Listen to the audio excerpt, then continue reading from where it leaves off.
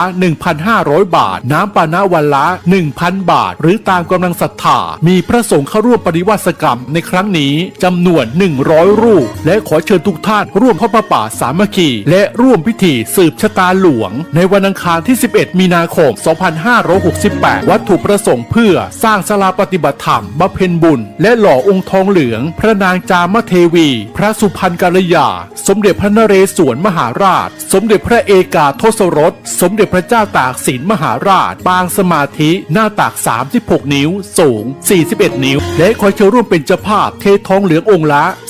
250,000 บาทพร้อมฐานที่ประทับหรือตามกำลังศรัทธากำหนดงานเวลา 9 นาฬิกาพิธีสืบชะตาหลวงเวลา 10 นาฬิกา 39 นาทีพิธีทอดผ้าป่าสามัคคีโอกาสนี้จึงขอเรียนเชิญทุกท่านร่วมทำบุญตามกำลังศรัทธาสร้างเสริมบารมีกายดีจิตใจแจ่มใสเป็นมงคลชีวิตผ่านบัญชีธนาคารกรุงไทยสาขาโลตัสแม่แตงชื่อบัญชีพระกิตตินัทพรพิชิตวัฒนากิจและนางสาวสุวรินทร์อินสวรรค์แม่ชีและนายณรงค์ศรีทิพันธ์เอกเลขที่บัญชี 876064848 1สอบถามข้อมูลเพิ่มเติมได้ที่ 081-783-6514 092-323-4798 อย่าลืมวันที่ 1-11 มีนาคม 2568 เชิญร่วมงานปริวาสกรรมและทำบุญทอดผ้าป่าสามัคคีณสำนักวิปัสสนาปฏิบัติบูชาพระพุทธบาท400หลวงปู่ทองสิริมังคโลตำบลสลวงอำเภอแม่ริมจังหวัดเชียงใหม่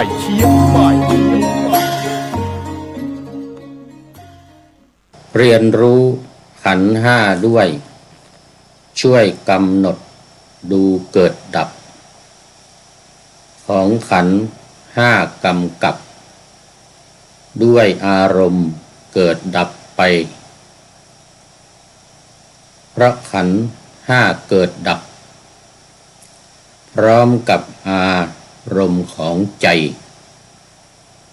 ตัวอย่างเช่นเมื่อใดเกิดอารมณ์โกรธขึ้นมาในจิตกายได้รับความร้อนอับยามโกรธาจัดเป็นรูปขันธ์หนาความรู้สึกยามโกรธเป็นเวทนาขันธาการจำอารมณ์ที่เด่นยามที่โกรธจัดเป็นสัญญาขันธ์การปรุงอารมณ์โกรธจัดเป็นสังขารขันธ์ทั้งรับรู้ว่ามีการปรุงแต่งอารมณ์โกรธในการจำ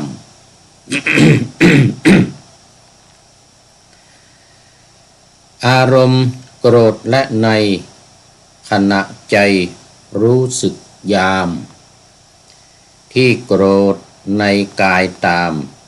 ความเร่าร้อนยามโกรธเคืองจัดเป็นวิญญาณขันธ์เพราะฉะนั้นการเกิดเรื่องความโกรธแค้นขัดเคืองของขันธ์ห้าจึงพร้อมกันกับอารมณ์และดับพร้อมกับอารมณ์หากมันมีสติแข็งขันเฝ้าดูอารมณ์เรื่อยไปโดยที่ไม่ต้องท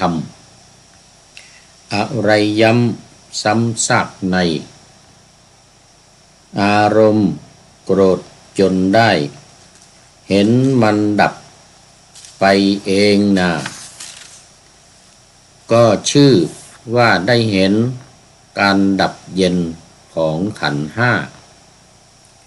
เห็นอารมณ์ชื่อว่าเห็นขันธ์ห้าเกิดขึ้นทีการเห็นอารมณ์ใดดับห หายไปจากใจนี้ก็ชื่อว่าได้มีการเห็นขันธ์ห้าดับไปขอถวายความนอบน้อมแด่พระรัตนตรัยมีพระพุทธเจ้าเป็นต้นขอถวายความเคารพพระมหาเถระพระเถรานุเถระเจ้าคณะพระสังฆาธิการทั่วโลกอันมีพระเดชพระคุณพระธรรมเสนาบดีรองเจ้าคณะภาค7วัดพระธาตุดอยสุเทพเป็นต้นและขออำนวยพรแด่ท่านผู้ฟังท่านผู้ชมสาธุชนพุทธบริษัททั้งหลายวันนี้รายการนาวาวังทองของวัดพระธาตุดอยสุเทพอำเภอเมืองจังหวัดเชียงใหม่อันมีพระเดชพระคุณหลวงพ่อพระธรรมเสนาบดีเป็นประธานออกอากาศทางสถานีวิทยุ2 แห่ง คือที่สถานีวิทยุพระพุทธศาสนาแห่งชาติและจริยธรรมวัดพระธาตุดอยสุเทพ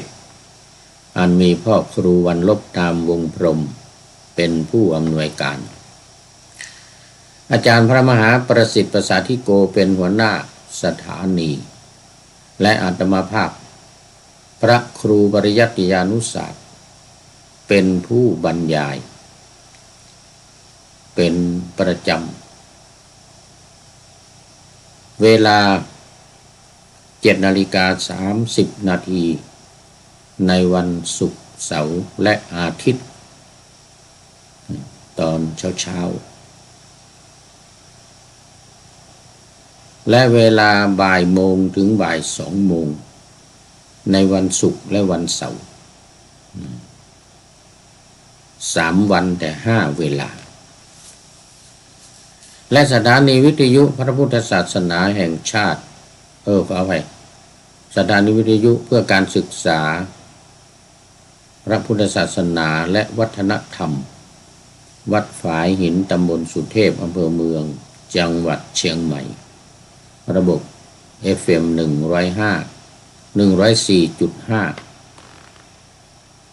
โดยมีท่านพระครูสมุวิสุวัตรวรกิจโจเจ้าอาวาสวัดฝายหินเป็นผู้อำนวยการออกอากาศในเวลา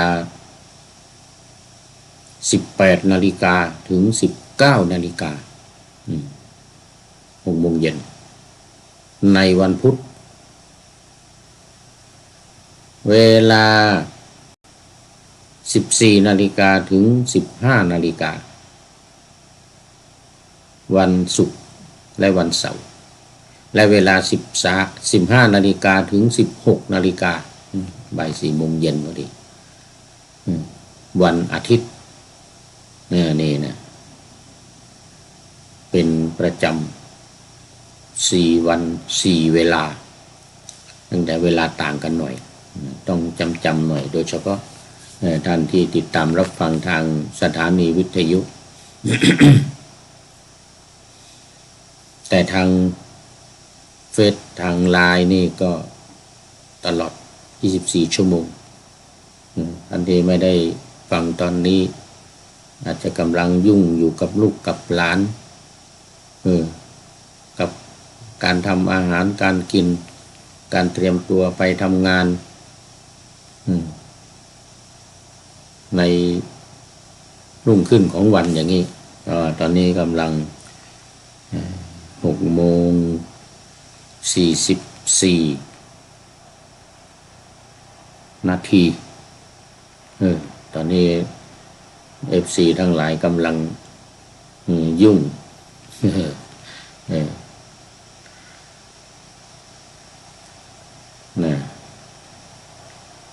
ยุ่งการบ้านการเรือน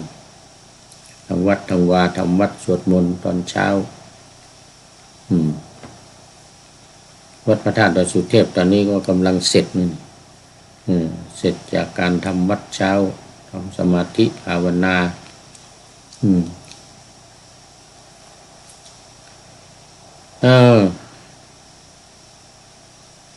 วันนี้ก็พอดีหน่อย0 องศาต่ำสุดนี่นะสูงสุด3 องศาบวกนะไม่ได้ลบ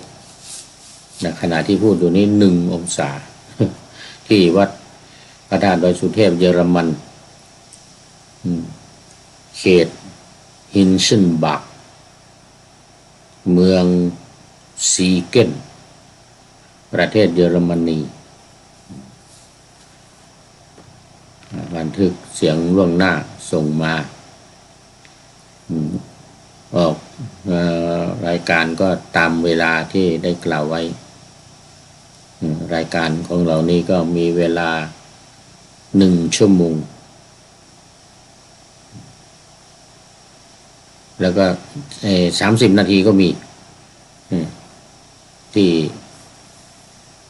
สถานีวัดพระธาตุดอยสุเทพ7:30 นาทีตอนเช้าถึง8 นาฬิกา3 วันศุกร์เสาร์อาทิตย์อันนั้นก็จะนะก็ส่วนใหญ่ก็บันทึกเสียงล่วงหน้ามาเพื่อไม่ให้พลาดเพราะบางทีอินเทอร์เน็ตขัดข้องออกสดเสียงไม่ดีว่างั้นนะเสียงดังรบกวนฟังไม่ชัดว่างั้นทางสถานีบอกเสียงบางทีมันอินเทอร์เน็ตไม่เสถียรนะเห็นไหมเนี่ยบางครั้งมันก็หยุดนะหยุดไปบางครั้งมันก็หยุดเลิกมันเลิกมันไม่ค่อยเสถียร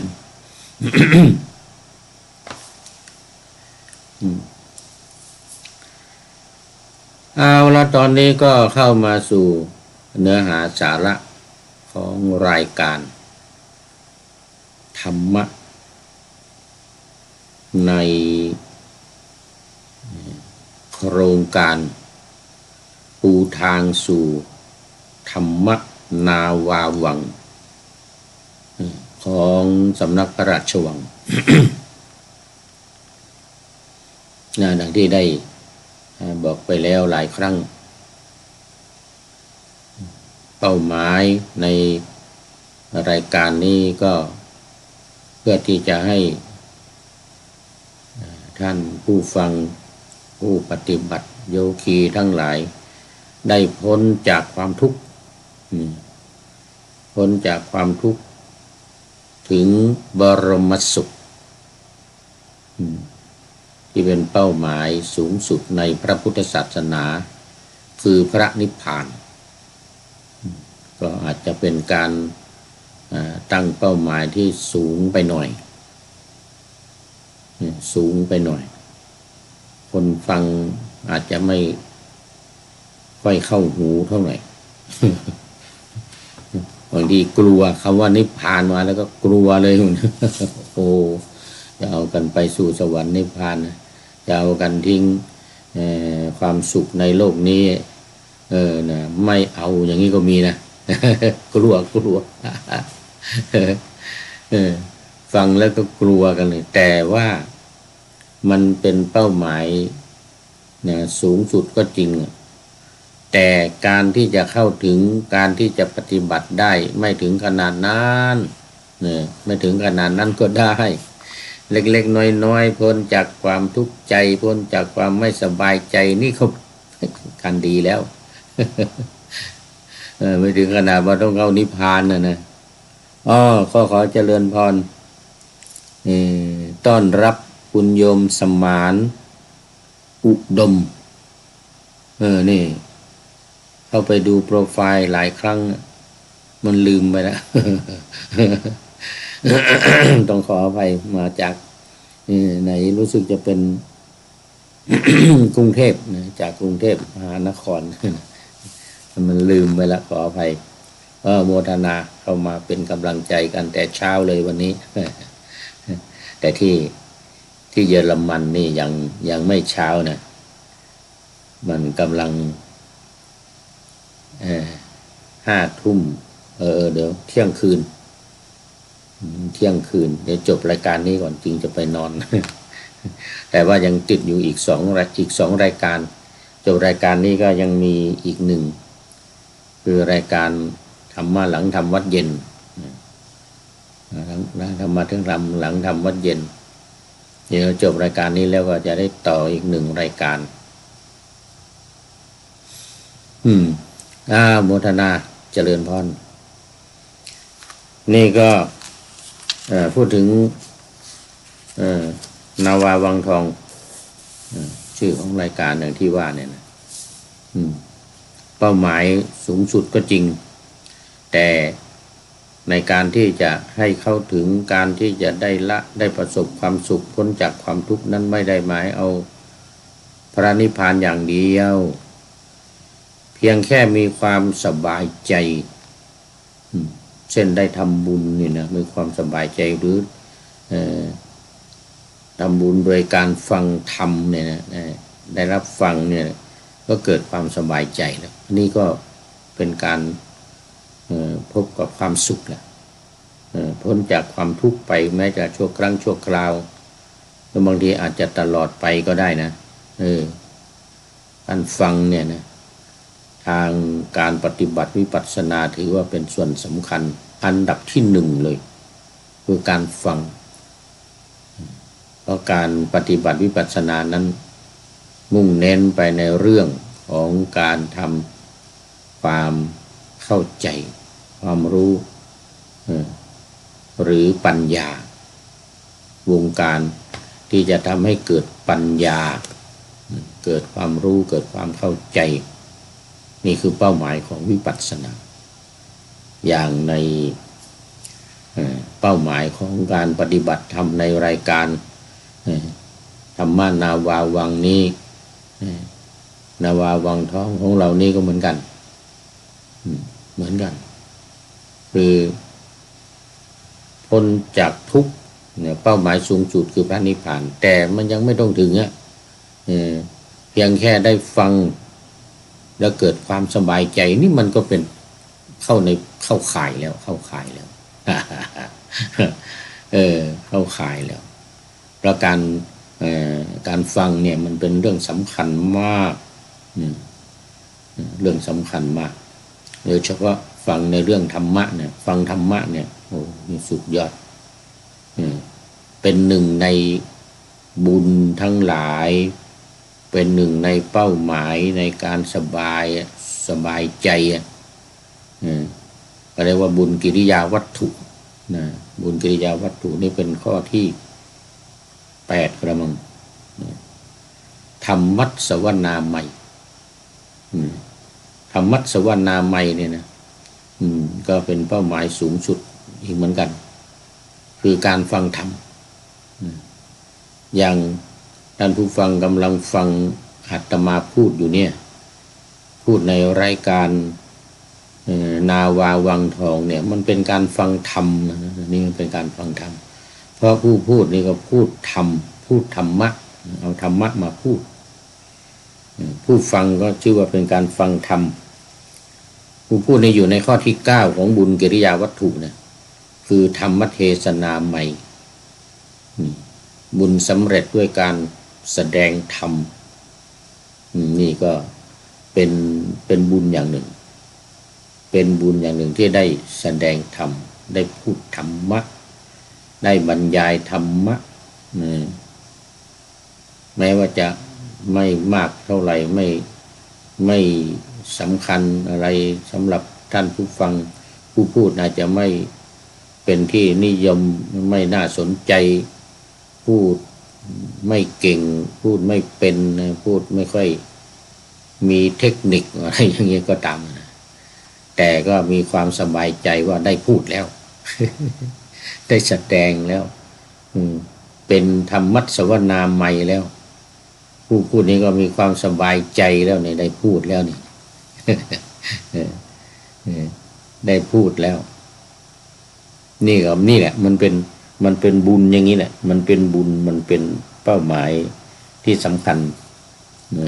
เป้าหมายที่สำคัญเพราะว่าที่ พูดไปเนี่ยมันเป็นธรรมหมดเป็นธรรมะหมดเป็นการแสดงธรรมผู้ฟังก็กำลังฟังธรรมเนี่ยกำลังฟังธรรมอย่างเงี้ยนะดังนั้นที่ว่าเป้าหมายสูงสุดคือพระนิพพานนั้นเนี่ยก็เป็นการตั้งเอาไว้ตั้งการเรียกว่าตั้งการให้สูงไว้ ตั้งการให้สูงไว้จะไปถึงไม่ถึงจะได้ขนาดนั้นหรือไม่ได้ไม่เป็นไรญาติโยมทั้งหลายฟังไว้เถอะฟังไปมันจะถึงไม่ถึงจะนิพพานไม่นิพพานนะมันไม่ใช่ของง่ายนี่แต่บางทีมันก็ง่ายๆเหมือนกันนะคนที่จะบรรลุมีบุญญาบารมีมาถึงนี่นะฟังนิดเดียวก็บรรลุแล้วเหมือนดอกบัวที่พ้นน้ำแล้วอย่างว่าดอกบัว4 เหล่าดอกบัวที่พ้นน้ำแล้วพอถูกแสงอาทิตย์ก็บานทันทีเลยเนี่ยการฟังนี่ก็เหมือนกันนะเราก็ไม่รู้นี่ญาติโยมทั้งหลายก็ไม่รู้ว่าบารมีที่เราสร้างมามันขนาดไหนมันถึงเวลาแล้วหรือยังจะได้บรรลุอะไรเงี้ยเราไม่รู้เราไม่รู้เพราะนั้นอย่าประมาทในการฟังเป็น1 ใน 3ของการทำวิปัสสนานะ1คือการฟัง2คือการคิดด้วยตนเองคิดเองนะและ3คือการพิจารณาตามหัวข้อที่ครูบาอาจารย์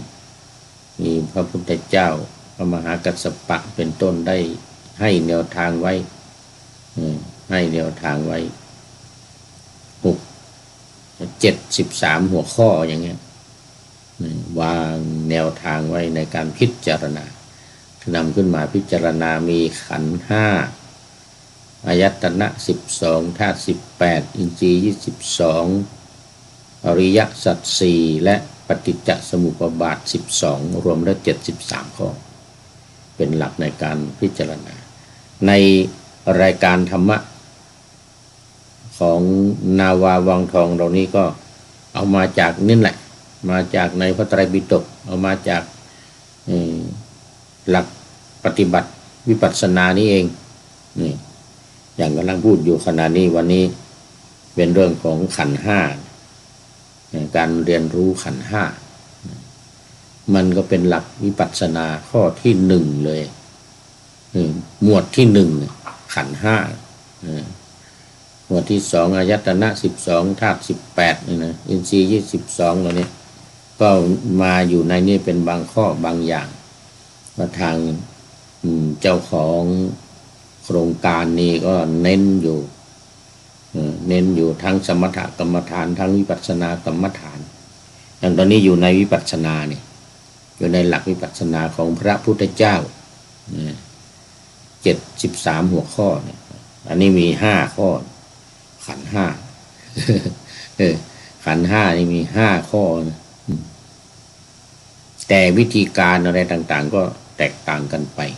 ในสำนักนาวาวังเนี่ยก็เน้นในเรื่องของการท่องให้จำอย่างอื่นไม่ต้องทำอะไรไม่ต้องไปนั่งหลับหูหลับตาภาวนาพุทโธพุทธาสัมมาอรหังพองหนอยุบหนออะไรนะมะพัทธะแท้ๆอะไรไม่ต้องเกี่ยว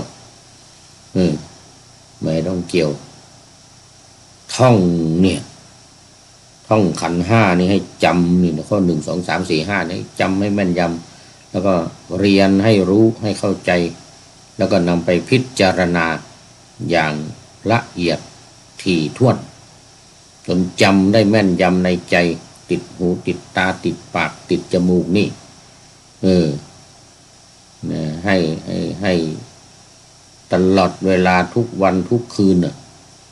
ทั้งอิริยาบถนั่งนอนยืนเดินก็ท่องอยู่อย่างเงี้ยท่องให้จำนี่วิธีการ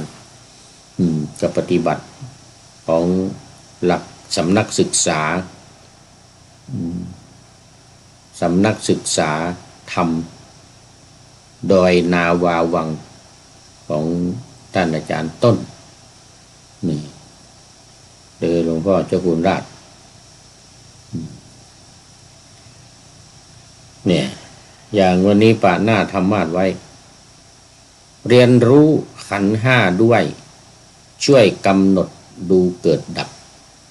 ของขันธ์ห้ากำกับด้วยอารมณ์เกิดดับไปเพราะขันธ์ห้าเกิดดับพร้อมกับอารมณ์ของใจตัวอย่างเช่นเมื่อใดเกิดอารมณ์โกรธขึ้นมาในจิตกายได้รับความร้อนอับยามโกรธาจัดเป็นรูปขันธ์หนาความรู้สึกยามโกรธเป็นเวทนาขันธ์ว่าไปเนี่ยอันนี้ก็เน้นในเรื่องของขันธ์ห้าเนี่ยการจะเรียนรู้ขันธ์ห้าเนี่ยหนึ่งต้องท่องหัวข้อมันไว้ให้แม่นยำเนี่ยรูปสองเวทนาสามสัญญาสี่สังขารห้าวิญญาณเนี่ยรูปเวทนาสัญญาสังขารวิญญาณนี่ทำเจ้าท่องจำให้แม่นยำจำให้ขึ้นใจเลยทีเดียวให้ติดหูติดตาติดปากหลับก็ฝันละเมอเพ้อออกมาขออภัยละเมอเพ้อออกมาเป็นรูปเวทนาสัญญาสังขารวิญญาณนี่ อย่างผู้พูดนี่ท่องมาตั้งแต่เป็นสามเณร ท่องมาตั้งแต่เป็นสามเณรก็เลยจำได้แม่นยำสามเณรอายุ12บวชเข้ามาก็ได้ท่องแล้วรูปเวทนาสัญญาสังขารวิญญาณนี่นะไปเรียนนั่งทำตรีเรื่องมาเนี่ย มันมีอยู่นะนักธรรมชั้นตรียิ่งตอนใกล้จะสอบมานี่ต้องท่องกันใหญ่เลยนะว่าโกวาทเนี่ยนะมาท่องกันไวมาท่องกันใหญ่เลยทำตั้งแต่หมวด2ถึงหมวด40หมวดมากกว่า10มากกว่า40ขึ้นไป ท่องหมดท่องมาตรงกับหลักการของธรรมนาวาวังนี่พอดีเลย โอ้ถูกใจมากโครงการนี้มาที่เราทำมาแล้วเนี่ย แต่ว่าวิธีการท่องวิธีการจำก็มีหลายอย่างนะนี่อย่างผู้พูดนำมาออกอากาศเนี่ยก็พยายามทำให้มันเป็นบทที่จำได้ง่ายคือเป็นบทประพันธ์นี่จะว่าเป็นทำนองสรพัญญะเอาท่องจำแล้วเนี่ยก็มาว่าเป็นทำนองถ้ายังไม่จำนี่ก็ท่องซะก่อนเนี่ยเรียนรู้ขันธ์ห้าด้วยช่วยกำหนดดูเกิดดับนี่นะของขันธ์ห้ากำกับด้วยอารมณ์เกิดดับไปนี่ว่าเป็นทำนองสรพัญญะเมื่อให้มีความจำเนี่ยนะเรียนรู้ขันธ์ห้าด้วยช่วยกำหนดดูเกิดดับของขันธ์ห้ากำกับของด้วยอารมณ์เกิดดับไปต้องเอาบทประพันธ์เนี่ยไปท่องเนี่ยท่องซะก่อนให้จำซะก่อนท่องให้จำซะก่อนอันนี้อย่างผู้พูดนี่ยังไม่จำถ้าว่ามาถึงว่าตามนี้นะตามหัวข้อนี้จำหมดละแต่อย่างบทประพันธ์เนี่ยมันจะได้เนื้อหาได้อรรถรสได้ความบันเทิงไปด้วยแล้วได้ทำนองสรพัญญะไปด้วยเพราะขันธ์ห้าเกิดดับพร้อมกับอารมณ์ของใจตัวอย่างเช่นเมื่อใดเกิดอารมณ์โกรธขึ้นมาในจิตกายได้รับความร้อนอับยามโกรธาจัดเป็นรูปขันธ์หนาความรู้สึกยามโกรธเป็นเวทนาขันธาการจำอาร รมณ์ทีเด่นยามที่โกรธจัดเป็นสัญญาขันธ์การปรุงจำอารมณ์เด่นยามที่โกรธจัดเป็นสัญญาขันธ์อะไรคือนี่คือความจำรมโกรธจัดเป็นสังขารขันธ์ทั้งรับรู้ว่ามีการปรุงแต่งอารมณ์โกรธในอารมณ์โกรธในการจำอารมณ์โกรธและในขณะใจรู้สึกยามที่โกรธในกายตามความเร่าร้อนยามโกรธเคืองจัดเป็นวิญญาณขันธ์เพราะฉะนั้นการเกิดเรื่องความโกรธแค้นขัดเคืองของขันธ์ห้าจึงพร้อมกันกับอารมณ์และดับพร้อมกับอารมณ์หากมันมีสติแข็งขันเฝ้าดูอารมณ์เรื่อยไปนี่ก็ว่าเป็นทำนองว่าเป็นทำนองแต่ว่าก็ท่องให้จำก่อนท่องบททั้งหลายเหล่านี้ให้จำก่อนเป็นวิธีการของโครงการนี้โครงการของสำนักศึกษาธรรมดอยธรรมนาวาจังหวัดเชียงรายก็มีเป็นสำนักของท่านอาจารย์ต้นว่าให้ท่องเห็นธรรมะเห็นบทประพันธ์เห็นอะไรท่องให้จำวิธีการให้จำนี่ก็ว่าเป็นทำนองสรพันยะนี่มันจะได้จำเข้าแล้วก็เกิดความเข้าใจเมื่อมันจำดีแล้วมันจะซึมซับและเกิดความเข้าใจไปเองเกิดความเข้าใจไปเองแต่ใจความสำคัญในการเรียนรู้เรื่องขันธ์ห้านี้ก็คือว่าให้เรียนรู้ในเรื่องของการเกิดและการดับสองอย่างเนี่ยการเกิดและการดับของรูปเวทนาสัญญาสังขารวิญญาณเนี่ยว่ามันเกิดยังไงแล้วมันดับยังไงและการดูวิธีดูนี่จะดูยังไงนี่อย่างตอนสุดท้ายนี้บอกไว้ว่า อารมณ์พร้อมกันกับอารมณ์เกิดอารมณ์ดับพร้อมกับอารมณ์หากมันมีสติแข็งขันเฝ้าดูอารมณ์เรื่อยไปเฝ้าดูอารมณ์เรื่อยไปโดยที่ไม่ต้องทำอะไรย้ำซ้ำซากในอารมณ์โกรธจนได้เห็นมันดับไปเองคือดูไอ้สิ่งที่มันเกิดขึ้นเนี่ยอย่างนี้ยกตัวอย่างแค่ความโกรธมีความโกรธมีความอยากมีความง่วงเหงาหาวนอนมีอะไรต่างๆที่มันเกิดขึ้นก็ให้ดูมันดูการเกิดของมันอะไรเป็นเหตุอะไรเป็นปัจจัยแล้วก็ดูมันโดยไม่ต้องทำอะไรจนมันดับไปเองอย่างนี้นะจนมันดับไปเองก็ชื่อว่าได้เห็นการดับเย็นของขันธ์ห้าเห็นอารมณ์ชื่อว่าเห็นขันธ์ห้าเกิดขึ้นที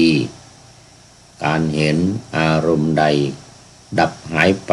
จากใจนี้ก็ชื่อว่าได้มีการเห็นขันธ์ห้าดับไปให้ดูที่ใจ ให้ดูที่ใจสิ่งใดที่มันเกิดกับใจนั้นเรียกว่าช่วงของการเกิดสิ่งใดที่มันหายไปมันดับไปจะดับเย็นสนิทหรือว่าดับชั่วครั้งชั่วคราวอะไรก็ตามก็ถือว่าเนี่ยมันดับไปนะขันธ์ห้าทั้งหลายเนี่ยเพราะอะไรมันจึงดับไปเพราะว่ามันอยู่ในไตรลักษณะการพิจารณาในหัวข้อทั้งหลาย73หัวข้อเนี่ยต้องพิจารณาให้มันลงมาใน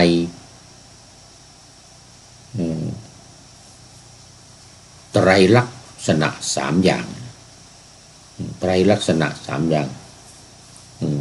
คืออนิจจังมันไม่เที่ยงทุกขังมันเป็นทุกข์อนัตตามันเป็นไม่ใช่ของตัวตนไม่ใช่ตัวไม่ใช่ตนของเราเนี่ย3อย่างนี้ต้องแม่นเป๊ะๆนะมันจึงจะเกิดความรู้เกิดความเข้าใจอย่างในหัวข้อวันนี้เรียนรู้ขันธ์ห้าด้วยการกำหนดดูลักษณะขันธ์ห้าที่มันเกิดและมันดับนี่หัวใจมันอยู่ตรงนี้จากหนังสือหลักการชาวพุทธของสำนักราชวังนี่นะหน้าที่26เด้อเรื่องการเรียนรู้ขันธ์ห้าด้วยการกำหนดดูลักษณะของขันธ์ห้าที่มันเกิดและมันดับดูลักษณะมันก็อยู่ในไตรลักษณ์นั่นแหละและลักษณะก็คือไตรลักษณ์ลักษณะนี่นะ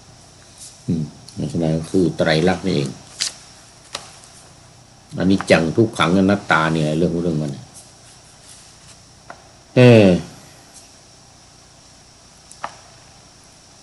สิ่งที่ผ่านเข้ามาให้รับรู้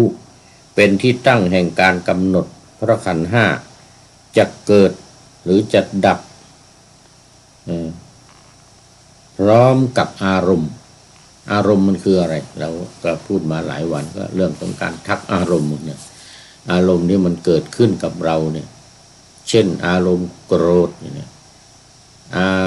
รมณ์รักอารมณ์ชอบใจเรียกว่าฉันทะเนี่ย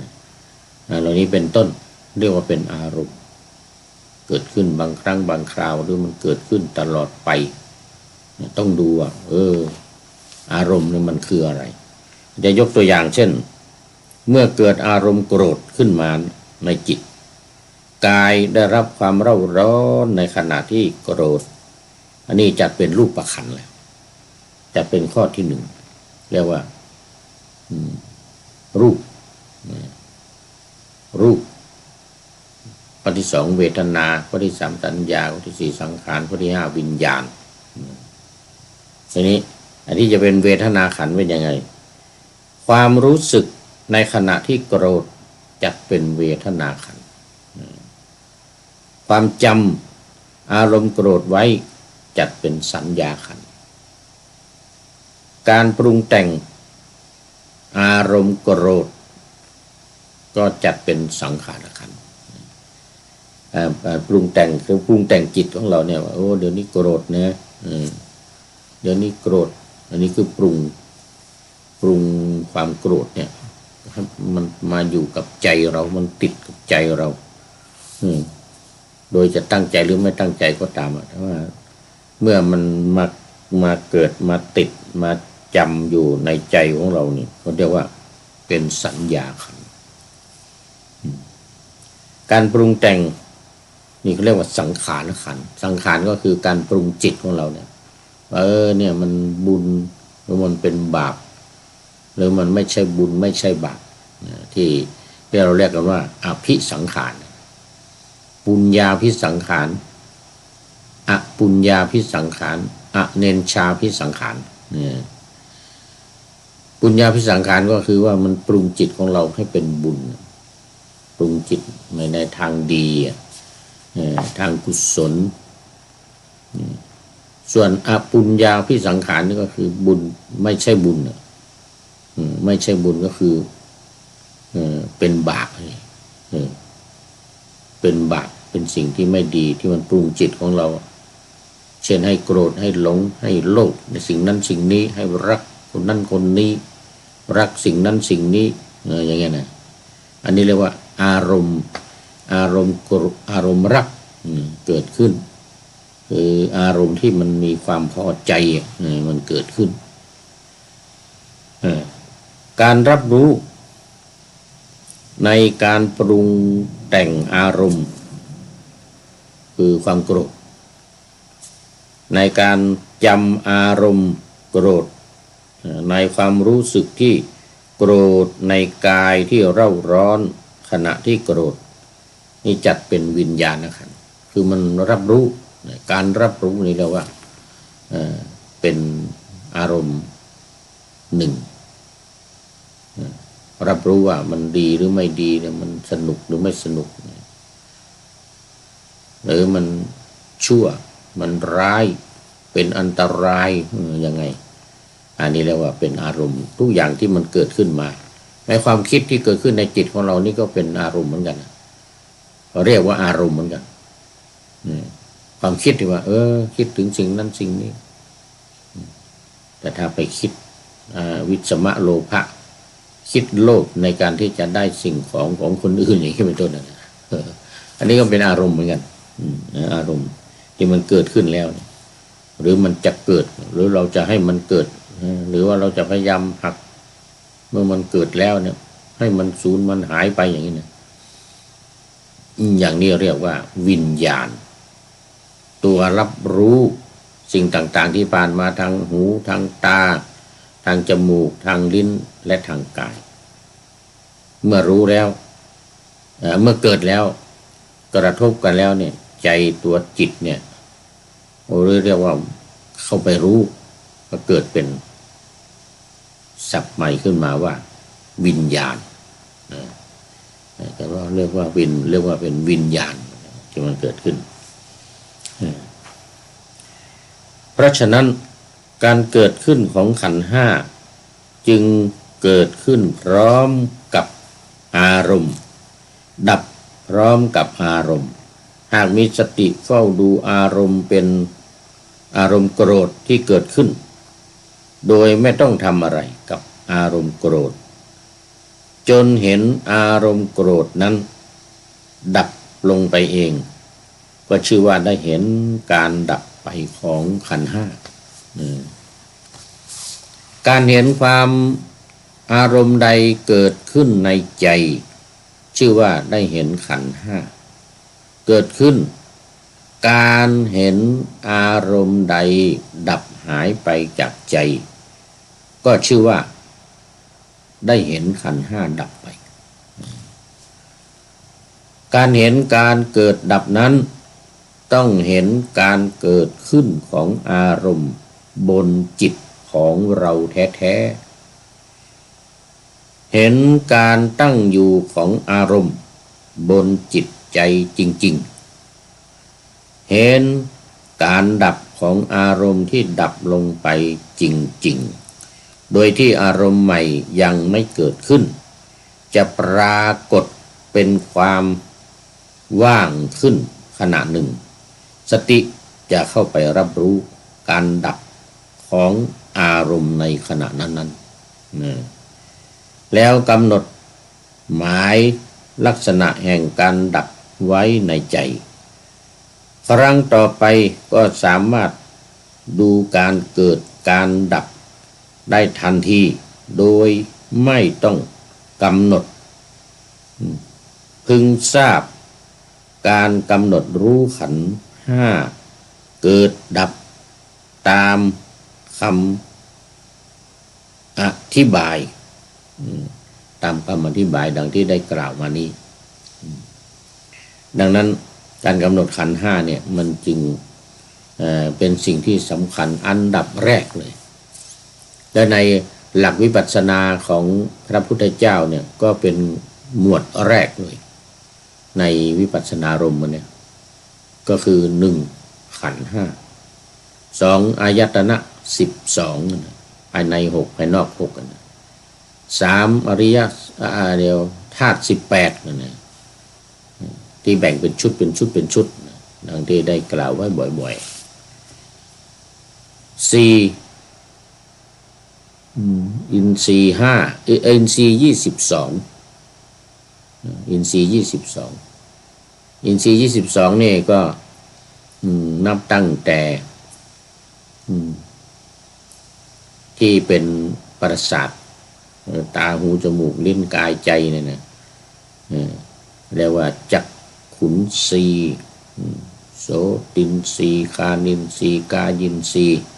มะนินสีอย่างเงี้ยนะอันนี้ภายในถ้าภายนอกก็เป็นตั้งแต่รูป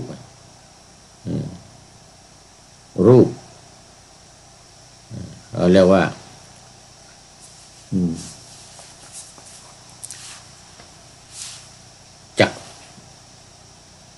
จักขุนสีอันนี้ตาอันนี้ภายใน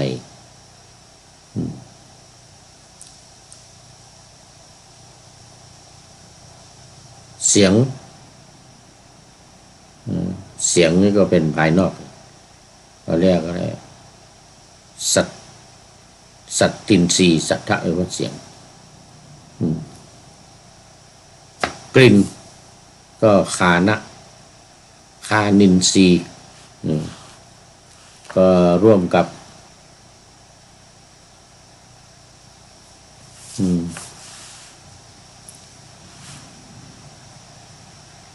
จมูกนะร่วมสัมผัสกับจมูกก็คือกลิ่นหรือคันทินทรีย์คันทะแล้วก็เสียงสัตทินทรีย์เนาะคันทินทรีย์ลิ้นเรียกว่ารสละสินทรีย์ทางกายเรียกว่ากายินทรีย์ทางใจเรียกว่ามะนินทรีย์อันนี้แหละก็เรียกว่าอายตนะภายนอก6อายตนะภายใน6เป็นอายตนะ12ธาตุ18ก็อินทรีย์6นี่แหละตากับรูปกระทบกันเกิดความรู้ขึ้นในใจเรียกว่าจักขุนสีเริ่มจากขุธาตุแล้วก็รูปธาตุก็เป็นจักขุวิญญาณธาตุอย่างเงี้ยนะอันนี้มีธาตุ18อันนี้มาดูไอขันธ์ห้าเนี่ยที่ว่ามันเกิดมันดับเนี่ยมันเกิดยังไงมันดับยังไงมันเกิดยังไงเช่นอารมณ์เกิดขึ้นขออภัยอารมณ์โกรธ อารมณ์โกรธเกิดขึ้นมันก็ทำให้กายได้รับความเร่าร้อนในขณะที่โกรธตาแดงหัวสั่นอะไรนี่นะ เดินลงส้นตึงอย่างเงี้ยนะ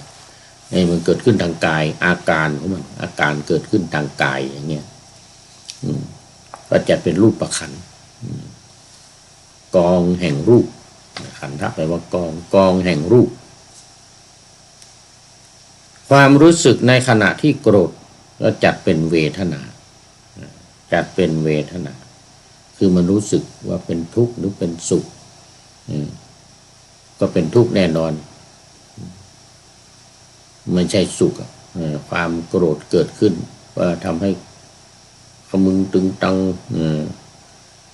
ก็เป็นความทำให้ร่างกายเนี่ยเร่าร้อนจิตใจก็ร้อนไปด้วยในเกิดความรู้สึกเรียกว่าเวทนาขันธ์การจำอารมณ์ที่โกรธนั้นก็จะเป็นสัญญาขันธ์นี่มันจำไว้นะบางทีมีเรื่องอะไรโกรธกันสักอย่างหนึ่งจำให้จนตายอย่างเงี้ยก็มีแต่คล้ายเป็นการจองเวรจองกรรมกันแต่ไม่ถึงกับขนาดนั้นแต่มันจำในเรื่องที่ว่ามีเรื่องอะไรกันเกิดขึ้นมันคือความจำอย่างนี้เรียกว่าสัญญาขันธ์อันนี้การปรุงแต่งอารมณ์โกรธคือปรุงแต่งว่าเนี่ยมัน คนนั่นคนนี้ทำไม่ดีอย่างนั้นอย่างนี้เราก็ทำให้เราโกรธนี่นะอันนี้เขาเรียกว่าอารมณ์โกรธจำอารมณ์โกรธนี่เขาเรียกว่าสัญญาขันธ์และปรุงแต่งเมื่อกี้ที่พูดถึงปรุงแต่งเนาะปรุงแต่งจิตของเราให้เป็น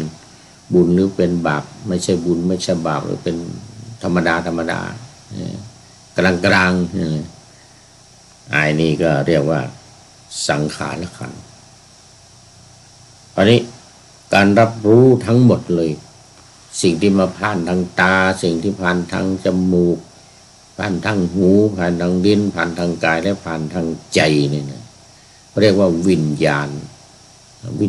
ขันธ์กองแห่งการรับรู้กองแห่งการรับรู้ในการปรุงแต่งอารมณ์โกรธในการจำอารมณ์โกรธในความรู้สึกที่โกรธในกายที่เร่าร้อนในขณะโกรธเนี่ยรู้อย่างนี้เรียกว่าวิญญาณขันธ์เรียกว่าวิญญาณขันธ์เพราะฉะนั้นการเกิดขึ้นของขันธ์ห้า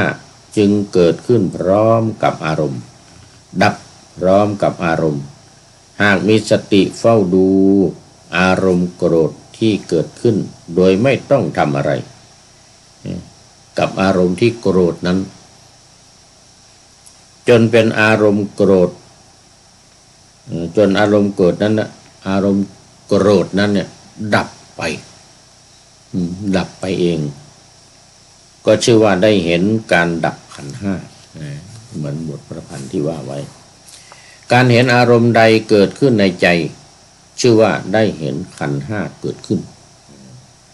การเห็นอารมณ์ใดดับหายไปจากใจก็ชื่อว่าได้เห็นขันธ์ห้ามันดับไปขันธ์มันดับไปอย่างเงี้ยนะการเห็นการเกิดดับนั้นต้องเห็นการเกิดขึ้นของอารมณ์บนจิตของเราจริงๆเห็นการตั้งอยู่ของอารมณ์บนจิตใจของเราเนี่ยจริงๆเห็นการดับของอารมณ์ที่ดับลงไปจริงๆโดยที่อารมณ์ใหม่ยังไม่เกิดขึ้นจะปรากฏเป็นความว่างชั่วขณะหนึ่งสติจะเข้าไปรับรู้การดับของอารมณ์เป็นขณะไป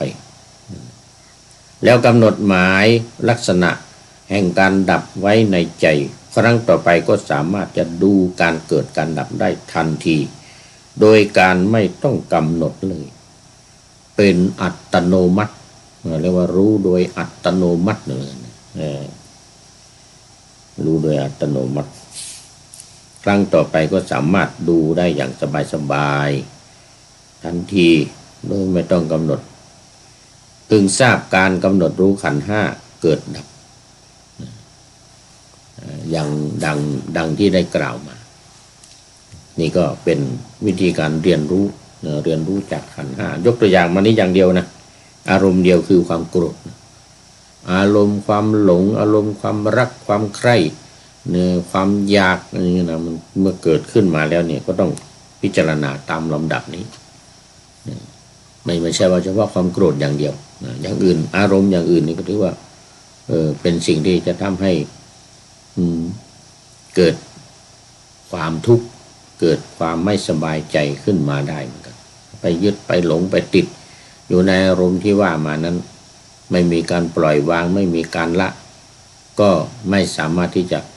ล่วงพ้นจากอารมณ์คือความโกรธนี้ไปได้อารมณ์คือความหลงนี้ไปได้ดังนั้นการกำหนดอารมณ์ของเรา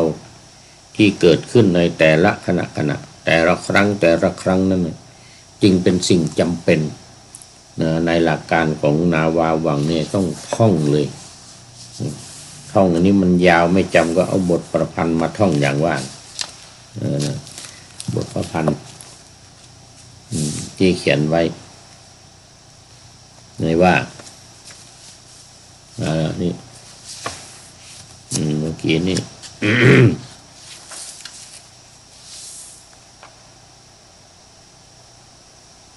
อ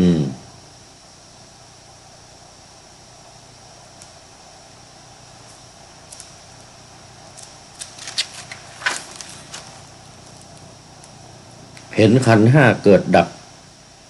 พร้อมกับอารมณ์ของใจตัวอย่างเช่นเมื่อใดเกิดอารมณ์โกรธขึ้นมาในจิตกายได้รับความร้อนอับยามโกรธาจัดเป็นรูปขันธ์หนาความรู้สึกยามโกรธเป็นความรู้สึกนี่ก็ถือว่าเป็นเวทนาขันธ์เวทนาขันธ์การจำอารมณ์เด่นยามที่โกรธจัดเป็นยามที่โกรธจัดเป็นสัญญาขันธ์การปรับปรุงอารมณ์โดยจัดเป็นสังขารขันธ์ทั้งรับรู้ว่ามีการปรุงแต่งอารมณ์โกรธในการจำอารมณ์โกรธและในขณะใจรู้สึกยามที่โกรธในกายตามความเร่าร้อนยามโกรธเคืองอย่างนี้เป็นต้นนะเพราะฉะนั้นก็สรุปได้ง่ายๆว่าการที่เราจะรู้อารมณ์เนี่ยก็ต้องรู้โดยการที่ว่ามันเกิดมันดับนี่เองมันเกิดมันดับอยู่กับใจของเรานี่เองแล้วกำหนดรู้มันได้ก็จะสามารถที่จะหลุดพ้นและละมันได้เอาแล้ววันนี้หมดเวลาคุณโยมสมานอุดมเป็นท่านแรกที่เข้ามาแล้วก็เป็นท่านสุดท้ายเป็นท่านสุดท้ายที่เข้ามาในวันนี้ไม่เป็นไรท่านอื่นๆสามารถดูย้อนหลังได้มาดูย้อนหลังได้ตลอดเวลาเลย24 ชั่วโมงท่านที่มี